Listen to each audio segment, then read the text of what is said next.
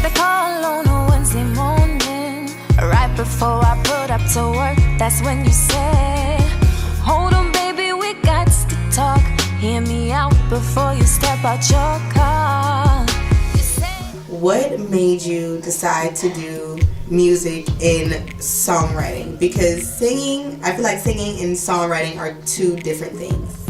Okay, I grew up in the church, so singing was just second nature. I didn't really think nothing of it. I started to do songwriting at age 13. Before songwriting, I wrote poems. My poems turned into lyrics and songs. So that's what got me started. And also songwriting was my diary. Like I have plenty of songbooks, and it's my diary. And it was just therapy for me. That's how I started. And like I said, music was second nature. I was in the Sunbeam choir, in the church choir. So I always loved to sing. So, yeah.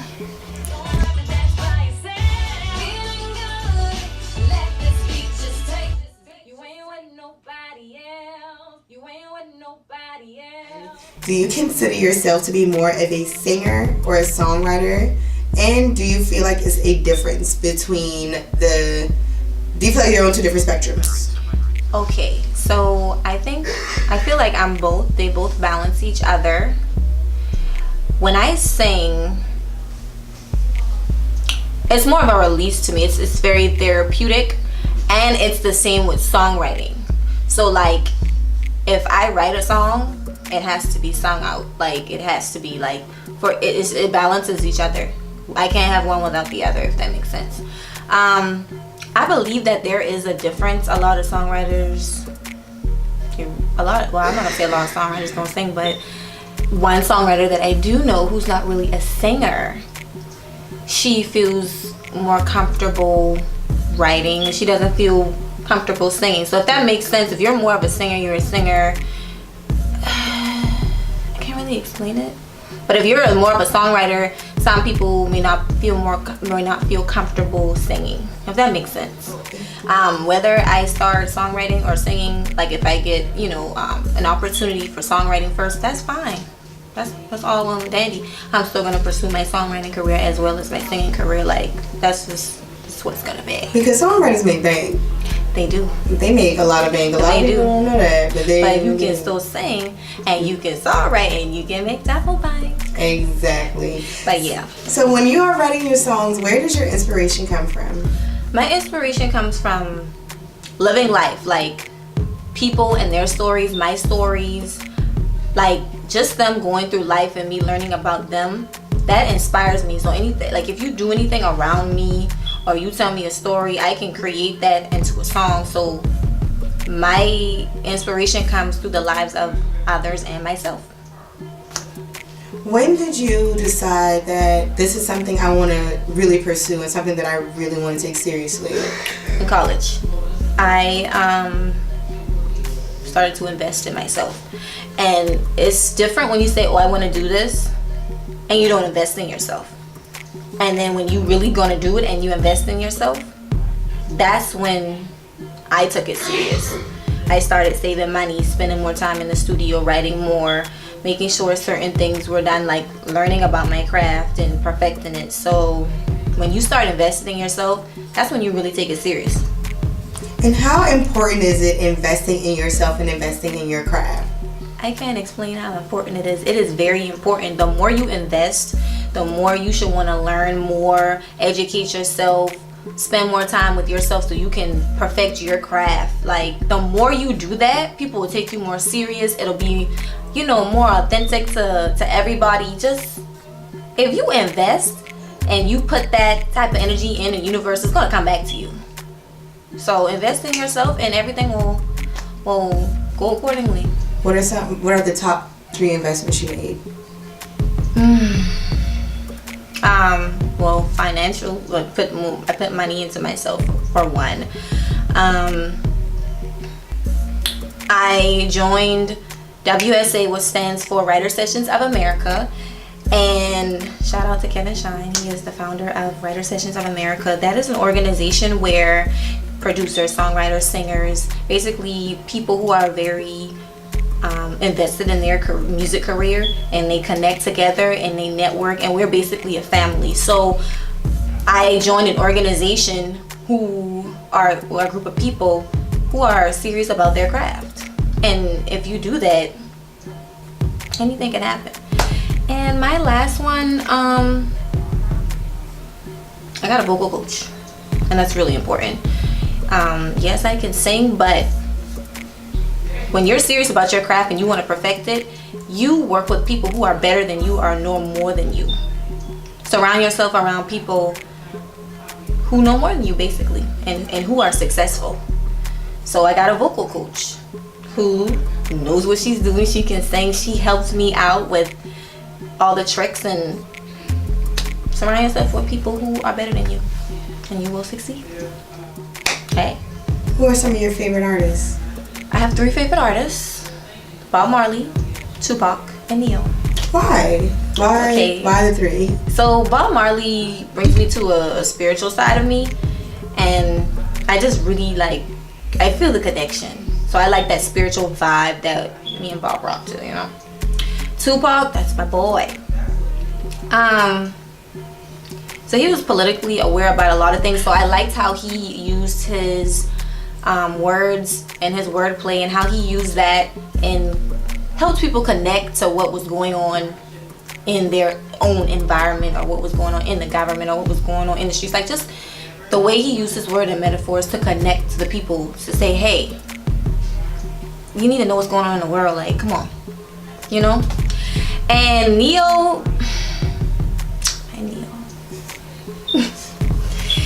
I just can relate to him. Like, oh my gosh, like all his songs, I can just relate to his, how he just puts his words together. His voice is beautiful, but his songwriting, he is amazing. And I can just relate, boom, with her. So those are my 3 guys, and they're awesome. So locally, have you worked with any local producers or any local artists? Okay, let's see. My engineer a couple years ago was 40 Ounce. He's very good. And I learned a lot from him. And I did write a song for Kino. It was years ago. He's a good guy. So, you know, I had a little connection there. How would you describe your current sound, and has it changed over the years? My current sound now, I know that I have found my voice. I'm very comfortable. So my current sound is me. But when I was younger, I would hear I sound a little bit like Rihanna, and I don't know if it was because I like reggae beats. So most of my up-tempo songs that I would record would be more reggae. So I don't know if it was that. And then I've heard one that I sound a little bit like Tierra Marie. But as of right now, I believe my sound is me. I'm comfortable finally in the studio. I'm just chill mode, just relax. And so I feel like I found my own sound. So I'm me now, currently. So if somebody was to hear you on the radio for the first time or stream your music, what type of vibe are they gonna get? The single, you mean the single that I'm bringing out? Yeah. What vibe are they gonna get from that? That vibe, they're gonna get Heartbreak. The Heartbreak Hotel? Heartbreak Hotel. Yeah, they gonna be like, oh man. They gonna get a heartbreak song. I mean, they gonna feel that heartbreak, but they gonna be like, yeah, I can relate to you, because the single that I am releasing is a very true story. So writing relatable songs is pretty much what works for you? A lot of relatable things? Yes, most of my songs that I have written are true stories. So, yeah, they're very relatable because they're true, and shoot, it's relatable. So living in Charleston, although you invest in everything else that you're doing, how important is it for you to sometimes market yourself outside of Charleston? It is extremely important. Charleston is not the only place in the world. Most of my shows, when I would perform were not really in Charleston. They were on the outskirts of Charleston or in Georgia. You need to make sure that you are marketable everywhere. You don't need to like neglect yourself from this place or that place. So it's very important to market. If you want to be global, or if you want to touch the world, you've got to create ways and being marketable all around the world instead of staying in this coop. Because if you stay in this coop, you're gonna, if you create that energy of just wanting to stay home and not go anywhere, that's where you're gonna stay. But you gotta think big and you gotta be big, so you gotta make big moves. Talking about that stage and everything else, where can we expect to see you? Where can we expect to hear you? All that good stuff. Okay, so first you can expect to hear me everywhere, available on November 30th, my single called Over and Over. As far as performances, my team is gathering relations, and we're developing plans, so I'll be able to perform here and all over. And you always talk about your team, so how important is it to have a good team? I can't explain how important it is. My manager, AJ, did not become my manager until a year and a half later. Like, the vibe has to be right. The loyalty has to be there. They have to be there for you, believe in you as well as you believing in yourself. Like, I cannot explain how, like, the connection, the vibe, everything has to be right. He proved his loyalty. He's very professional. Listen. And also my consultant, Shamel, we vibed out immediately. And she's a woman, so like it's different when you know the male and the female, but we understand each other more, and she's definitely there for me. It's very important to have a strong team who's, when there are ups and downs, like they're still there. You know what I mean? You can't just, oh, here goes a down, I'm out, bye bye. Like, no. So it's very important to have that strong team. And if this person or that person is not there for you, or just building like good vibes and a good connection, let them go, because that's going to hinder you from moving forward. What do you think is stopping Charleston from having that one breakout artist?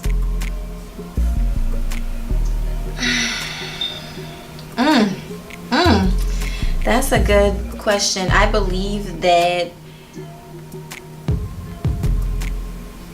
the main thing that's stopping them is just giving other artists a chance and seeing how different they are. If you really like the artist, support them. You know what I mean? It's support. We need support, basically. That's it. The big S, support. And I heard when you said you have to give other artists a chance. So do you feel like Charleston has their certain artists picked? Yes, I do. Yes, ma'am. Yes. You know, it's a lot of rappers, you know, and I feel as an R&B singer, there's not a lot of support for us, and I'm gonna just keep it real. Point blank. That's why I've been getting other support from elsewhere. Right. And you want to get it from it feels, I mean, getting it from other places is cool, but you want to get it from home. You want to get it from home. You definitely do. But you know, a lot of artists, major artists, you know, they don't get love from home first. You know, after everybody gives them all the love, then home, hey, what's up? I love you. Like, come on. You know what I mean? You know, we want love from our home first, so we can have that confidence of be like, oh, my home is rocking with me. So what's up, North Carolina? What's up, LA? What's up? You know, what's up, New York? But you know, sometimes it's not like that, and you know, it's okay. Wherever that love comes from, you just bring that same energy out. You just keep it positive. You know what I mean? You just keep the energy positive. Turn that negative energy into positive energy, and everything is gonna come back. You know what I mean? So don't sweat it. Your home team, your hometown is not supporting you. It's okay. Keep it moving. Well, for the people who want to support you, who may just be tuning in to see who you are and what you have going on, they might be intrigued. They want to hear some more. Where can the people find you? You can find me on my social media at MANDA the Future. So that's MANDATHEFUTER. That's all my social media. My website is www.amandathesinger.com. You can find everything there. And again, November 30th, Over and Over will be out everywhere. Pandora, iTunes, everywhere. And what can we expect for you for 2019? Is it a secret, or is it going to be big things? What's happening? All positive energy. Just know that. You know what I mean? My team and I are creating a lot of big things. I'm not going to speak on it yet, but it's coming, baby. And I'm coming. So you ain't ready, you ain't ready. So before we close out, you got all this good energy over here. What's the motto that you live by? Oh, my motto, that negative energy, transform that into positive energy no matter what. Like, you can be tempted to do the most horrible thing in life. Make sure that negative energy is transformed into positive energy so that you can continue living your life. Or whenever you're feeling down or whatever that is not good or of God, ask God to help you transform that negative energy into positive energy so that you can be able to touch others in a positive manner and in a positive way. So that energy can spread and be out in the universe. Just do it. And is there anything else you want to add to let the people know? I love y'all, and I'm spreading all positive energy. And that sounds like it's a wrap.